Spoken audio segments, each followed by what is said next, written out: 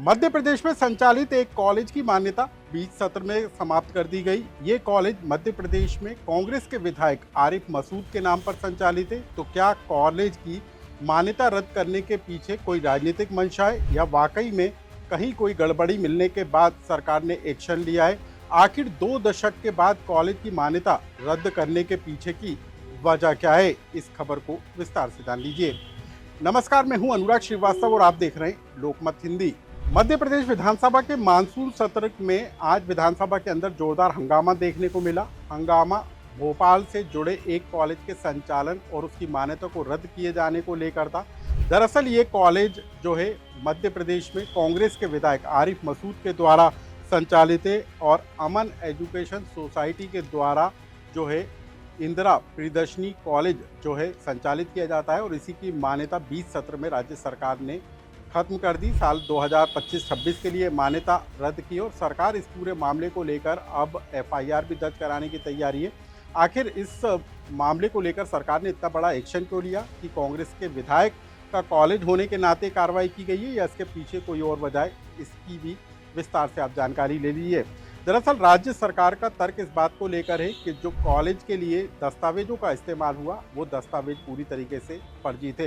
यानी कि जो रजिस्ट्री संस्था के नाम पर होना चाहिए वो व्यक्ति के नाम पर रजिस्ट्री निकली। रजिस्ट्री के साथ जो सॉल्वेंसी लगाई गई थी उसमें भी टेम्पर्ड निकली, वो भी फर्जी निकली। और इसके अलावा भी राज्य सरकार की तरफ से कई बार नोटिस जो है संस्था को दिए गए और उसका उचित जवाब नहीं मिलने के बाद ही ये कदम उठाया गया है और अब राज्य सरकार इस पूरे मामले को लेकर एफआईआर दर्ज कराने की तैयारी में है। अब आप सिलसिलेवार ग्राफिक्स के जरिए जान लीजिए कि आखिर कॉलेज की मान्यता रद्द किए जाने के पीछे की मूल वजह सरकार की तरफ से जो बताई गई है। समिति के पास खुद की जमीन होना चाहिए लेकिन जमीन व्यक्तिगत नाम से निकली।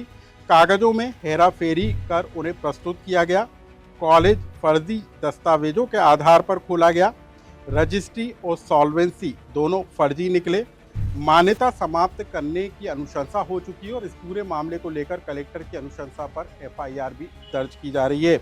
लेकिन अब इस पूरे मामले को लेकर जो संस्था के संचालक हैं और कांग्रेस के विधायक आरिफ मसूद, उन्होंने हाई कोर्ट में याचिका लगाई है और उसी पर मामला अटका हुआ है। आज जब विधानसभा में जमकर हंगामा हुआ तो नेता प्रतिपक्ष उमंग सिंगार ने राज्य सरकार से इस पूरे मामले की जांच का अंतिम प्रतिवेदन देने की मांग की, जिसको लेकर खासा शोर शराबा भी सदन के अंदर देखने को मिला। लेकिन मध्य प्रदेश सरकार के मंत्री इंदर सिंह परमार ने कहा कि इस पूरे मामले में जो 2024 तक की जांच है वो जो है नेता प्रतिपक्ष को सौंप दी जाएगी। लेकिन अभी पूरा मामला कोर्ट में विचाराधीन है और उसके बाद अंतिम जांच की कॉपी भी सौंप दी जाएगी।